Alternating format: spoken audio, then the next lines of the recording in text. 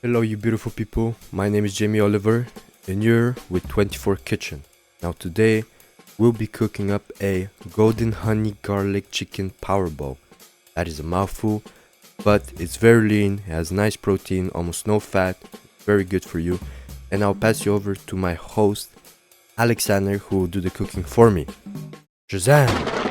Alright. So, here's the host. Now we get started.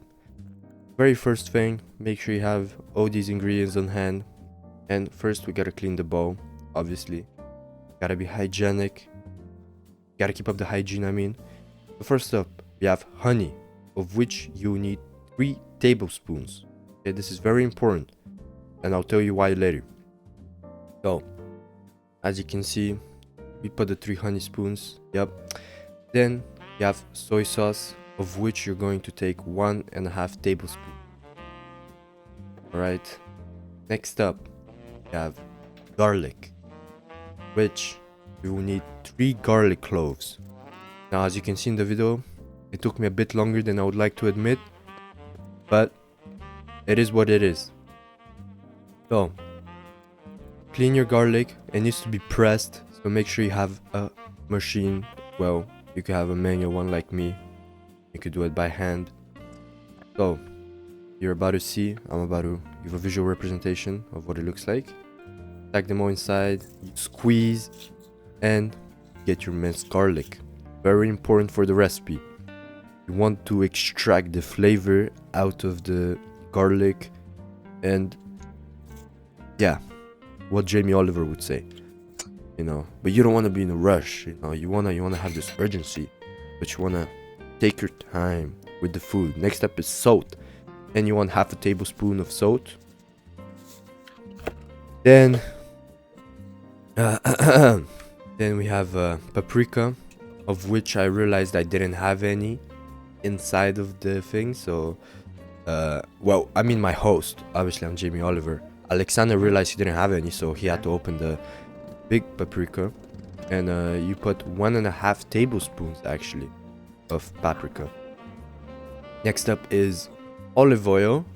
Now the producers let me know afterwards that this is actually seed flour oil, but we make it work. It does not matter. Next up is black pepper, of which again is 1/2 tablespoon, just like the salt. And that's about it. Now you get to mixing. You mix it, and you make sure it looks nice, good.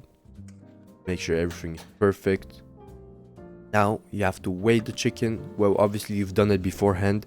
And here is gonna come up our first little issue. So obviously you put the chicken on there, you weigh it. But as you can tell, I'm about to have a jump scare. I'm realizing something because I just made a very big mistake. Oh. So, sports fans, what happened here is when the host first weighed the chicken, it said 680 grams. Those were the inputs given to ChatGPT, which, yes, AI was used in the making of this. Sue me. It was very easy. Get the recipe from there. Anyway, first when doing the recipe, it was 680 grams. But unfortunately, when weighing it the second time, the scale was turned into pounds. So it said 1.4. Now the problem with that is the host did not see that it was in pounds. So what did the host do? He doubled all of the ingredients, and yeah, so it's a very big mistake, but you know, we live with it. We're going to make it work. So now you're gonna see a quick montage of me actually doubling everything inside, because yeah, I just went through everything again, just doubled it. I mean, he did everything again. You know, more garlic, more honey, more soy sauce, doubled everything, you know. But it happens to the best of us. Obviously not to me, Jamie Oliver. But no, that's why this is 24 Kitchen, because we live, laugh, love, we learn from our mistakes, and we have fun while in the process of making them. So first, with the help of my assistant, I move the chicken. He moves the chicken onto a bigger platter. Now we get to cutting, and with the magic of modern day editing, we'll get through this pretty fast. Really nice transition, I know. So after having cut the chicken, you put all of it inside the marinade so that it can marinate, obviously. So now you mix it very well, and after you're done mixing it, like I am about to be, he's about to be, you want to find something to cover it with. In this case, I found a plate. You do anything, and then you place it in the fridge for an hour. 1 hour later. Now we're back. So next up on the list is the vegetables. That's what you need to prepare next, because that's gonna be the side, the garniture, as they say. Another really good transition, as you can tell. We're skipping ahead through time, you know, we're morphing through time and space. Anyway, so now that you've done the broccoli, you want to move on to the carrots.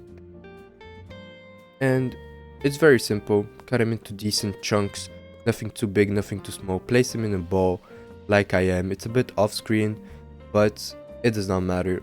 You can still see them. You know, make sure you cut off any imperfections from the carrots, as I do. You know, first you gotta do this, then that, and yeah. Okay, I'm surprised the editors did not put a transition in this part. Okay, taking long, but that's okay. I guess we can observe. So yeah, you cut your carrots, you place them with the broccoli, and then after this comes the next part, which is the peppers. Another very nice transition, as we can tell. Make sure you clean them properly, you know, make sure there's no seed. Personally, I hate those, but that's up to personal preference. Maybe you love eating peppers full with all of the seeds inside. I don't know. To each their own. But once you've done all of that, obviously you throw everything away, the compost, then you clean the peppers and you cut them. You place them in the big bowl, everything else. He's still cutting. And yeah, 1 second. One more second. We're almost there.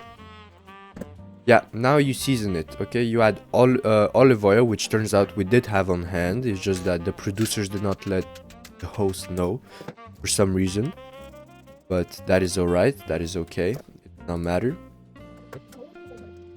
So now you place some paprika, some salt, some black pepper, and to, you know, actually season it. And now you start mixing to your likeness, however much you want. As you can tell, I wasn't very satisfied, so I kept doing it over and over again.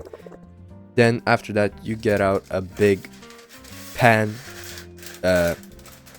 yeah, whatever it is called, with some cooking paper. You place all of the vegetables on there, and you make sure they're nicely spread apart. Also make sure the cooking paper is well made, as you can tell with the scissors, you know, because if you have edges that are sticking out, they might catch on fire. You definitely do not want that. You know, house burning doesn't sound very nice. We're here to cook. So you also want to put it in the oven, but as I'm being told, the video has been corrupted and there is no trace of it. So unfortunately, the producers lost that footage. Guess we will not find it. Guess we'll not watch it. Now on to the next part, which is taking the chicken out of the fridge after putting the vegetables at 400 degrees on the bake option in a preheated oven. Okay, this is very important. You place it in the middle row and then you cook it for about 12 minutes.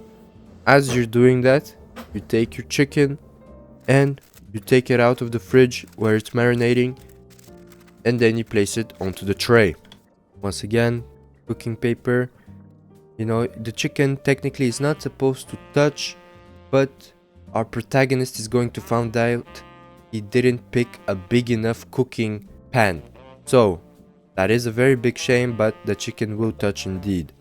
Anyway, Low-key, the way it's looking right now, it kind of reminds me of 5-minute craft videos with all this sped up footage. You know, hopefully there's no Lego issues with them. So after you place all the chicken, you wanna place it in the oven with the vegetables. As we can see, our protagonist is gonna do just that. You move the vegetables to the lower, or you can keep them on the middle, and you place your chicken in for 12.5 minutes. 20 minutes later.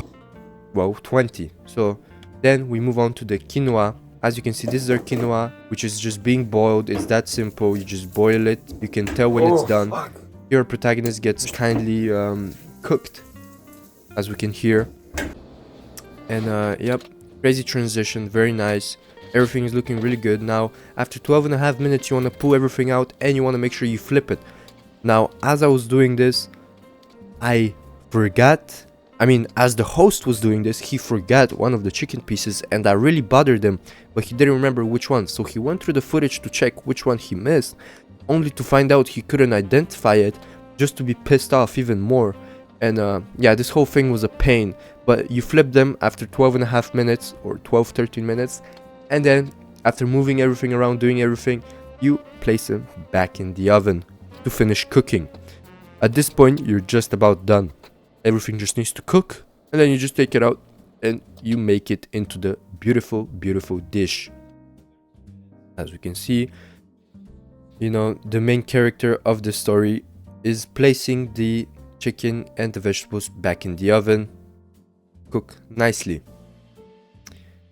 Now, this is the quinoa. This is a very nice picture, you know, of what it should look like. Now, this is everything all together after it's done. Very professional photography, very nice, very exquisite. So this is the base of your dish. This is how it should look. Place the quinoa first. There's no need for seasoning on it. There's no need for anything. You just boil it and it's done. You can tell when it's done. There is no really a timer or anything that you need. It's pretty obvious when the quinoa is finished. You place it as your base, and then next up comes in with the vegetables, which make up the second layer. This is very important, you know. And for the vegetables, honestly, you can do what I did, which is broccoli, bell pepper, and carrots. But if you like anything else, or if you like more of one thing than the other, then you can use more of that. So after that, the very last layer is obviously the chicken. And voila, here is your masterpiece. Please enjoy, leave us a like, and yeah, thank you very much. Goodbye. It's me again, world-renowned chef Jamie Oliver, and I've just come back to quickly go over some of the details that are very important for this meal. So the name once again is Golden Honey Garlic Chicken Power Bowl. Very weird name, did not pick it. Anyway, here's the reason why I picked this meal and why I give it a thumbs up, you know, approval as a worldwide renowned chef as I am myself. Because it combines, you know, efficiency, nutrition, like it's very tasty, has a lot of protein, good fats, it's very good, it has vegetables, it has everything you need, and it also has marinated chicken, which I love. Next up, when it comes to the recipe, calories per serving, the main ingredients, like the chicken, it's 650 grams, 700 grams total. You know, then you have the honey, soy sauce, garlic, the broccoli, bell pepper, carrot, and quinoa. The estimated calories for the chicken, for example, should be around 300k calories. Quinoa is 220, and then the vegetables and everything else is around 150 to 200k calories. So in total, you have around 700k calories per serving. Now, the two food groups present in this dish are protein foods and vegetables and fruits. But fruits as in the pepper, I believe. The three essential nutrients in this dish are the protein, the fiber from the quinoa, and the healthy fats. Now, the benefits of this meal is the fact that it has so much protein, which supports, you know, muscle repair for people who go to the gym like myself, Jamie Oliver, and it's, you know, it's very nice for people who are active, as well as the fiber from the vegetables and the quinoa. which helps with digestion, and it keeps you full, gives you energy. The complex carbohydrates, they give you steady energy instead of having spikes and crashes from sugar, for example. Then you have healthy fats from the olive oil that help with brain function and hormone balance. Overall, it helps with energy stability, helps you focus in school and physical recovery. It's a very good all-around meal. So the reason why I recommend this meal, or the person to whom I would recommend this, are people like athletes or maybe students. It helps with people who need energy and recovery. Also, if you're trying to eat healthier, it is very balanced and realistic, so it is still good for them. Now, onto the estimated cost. This is a bit costlier, but it's always better than going out and buying from a random fast food chain. The chicken should be around $10, the vegetables maybe $5 to $7, the quinoa $2 to $3. So a total of $15 to $20 for the whole meal, maybe $6 to $8 per serving, since you can make 3 servings out of it. To talk about some creative modifications, I would say you could, make a healthier version if you reduce the honey slightly, maybe use less oil, add more vegetables. But me personally, I prefer the less healthy version that is tastier, which is when you add more sauce or glaze, and instead of quinoa, you use white rice. Now, the vegetarian version of this would be to replace the chicken with tofu or chickpeas. As you already know, tofu is, it just carries the vegetarians. Although I did hear it has a lot of soy in it, boosts estrogen or something, I don't know. Same marinade and cooking method still works. Everything can still be done the same. And so on to the last part. What are fad diets? Now, me as a professional cook and a chef, I'm very aware of these. So what they basically are dieting plans that are very popular, and they basically promise fast weight loss or health benefits, but they're usually not scientifically supported or sustainable long term. So they often involve extreme restrictions, cutting out entire food groups or drastically reducing calories. And the 3 negative reasons the reasons why you should avoid these fad diets. Number 1 is the nutrient deficiencies, as you are eliminating an important food group. No matter which one you do, it's always an important one. So it can lead to lack of essential nutrients, like vitamins and all that other good stuff. Now, it is also unsustainable, and it only shows short-term results because most of these diets are difficult to maintain, so people often regain weight once they stop. So it's just a cycle going back, it's a cycle, it's circle, circle of life, as they say. And then lastly, it has a negative impact on metabolism and energy. Extreme calorie restriction can slow down metabolism and cause fatigue, making it harder to focus, perform in sports, or, maintain like daily productivity and all that good shit. So, yes, this is my recipe. This has been 24 Kitchen. Thank you for being with us, and I'll catch you in the next time, you beautiful people.